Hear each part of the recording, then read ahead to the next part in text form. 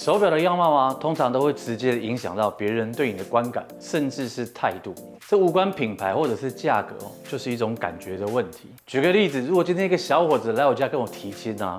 我一定会很自然的就会瞄向他穿的西装，我会看到他的袖子里面放的是什么手表。如果我看不到他的手表呢，那就代表这家伙不会穿西装嘛，这手表露不出来。如果露出来的手表是一只电子表，我就会觉得这家伙好像不知轻重啊。如果露出来的是一只满天星的劳力士，我会讲你是在吓唬谁啊？但如果露出来的是一只圆形的机械表，我就觉得OK， 得体有理，这就是手表给他人最直观的感受哦。虽然这样的举例不太恰当，但确实就是如此。也因此，我们在许多的场合就会需要许多不一样的手表。到现今这个时代来我们的手表啊，最多已经不太是功能作用了。通常都是为了来表达你的态度或者是你的时尚感，风格就显得十分的重要。所以呢，难道我们很多的场合就要买很多只表吗？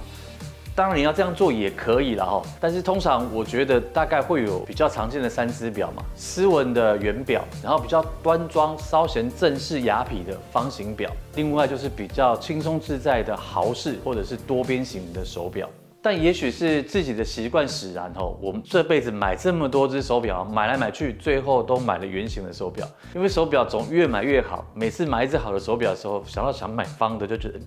方的我好像比较少戴。但是买回来之后，每次看着自己的圆形表，又看到别人的方表的时候，就会想我应该去买一只方形的表。但自始至终，除了 Apple Watch 的方表之外，我始终没有买过方形的表。但怎么不会有人去想到把一只手表做成同时有圆形、方形、多边形的手表呢？其实不但是有人想到，而且他们已经做出来了，那就是 Sega Design 的 M 系列魔术师。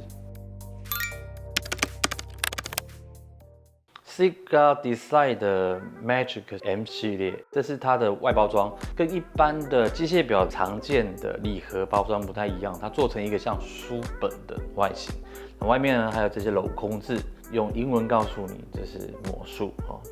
拉开会有这样子的效果。好，这是一本书，打开了这一本书，再来看看书的内页。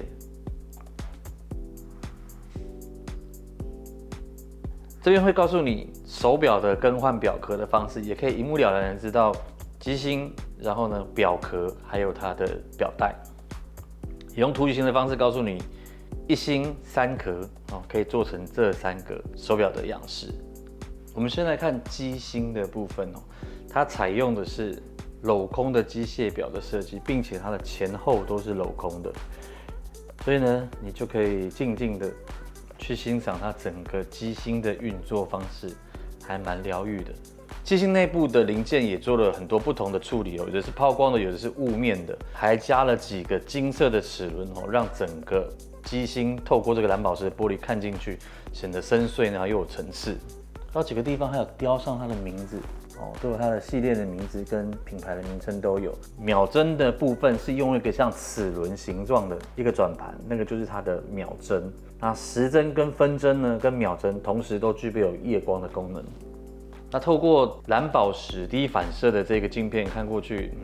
真的是一个艺术品。蓝宝石的玻璃应该是高端手表才会用到的吧？它具有比较高的透明度，还有比较耐磨的特性，比起一般的玻璃是十分的贵。Sega Design 的 M 系列手表最特别的就是它可以不用透过任何工具的情况之下呢，任意的更换3种表壳，就像你换手机壳一样，一换上去就会呈现不同的风格，也来应对不同的场合跟你的心情，甚至是你的服饰。那我们现在就实际的来装一遍看看M 系列里面总共有3个表壳，一个是方形的表壳，另外一个是8边形，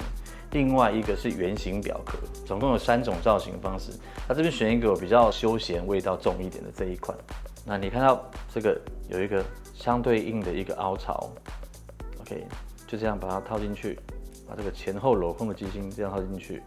并且一压。装上第一个表壳之后，你有没有发现跟刚刚圆形只有机芯的样子，它就完全呈现了另外一只手表的样貌就出来了，有点霸气，有点那种休闲风又带点霸气的感觉就出来，这个表就变得比较大了。它的表带呢是用这种细胶型的表带，这也是我非常喜欢的一种表带的形式它不像钢铁带的那么的沉重，然后呢，这个又可以像那种手比较长流手汗的哦，冬天、夏天我都可以任意的戴着，不用更换这个表带。然后表带呢，跟现在时下最流行的智慧型手表的表带一样，用快拆的方式，只要这样一戳一勾，就可以勾入。OK， 然后再来接上它的第二个表带。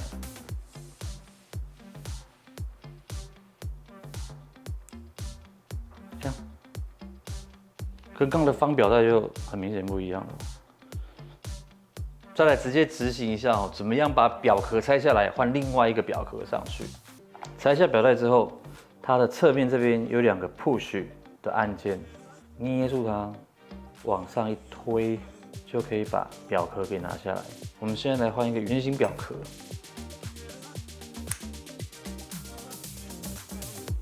OK。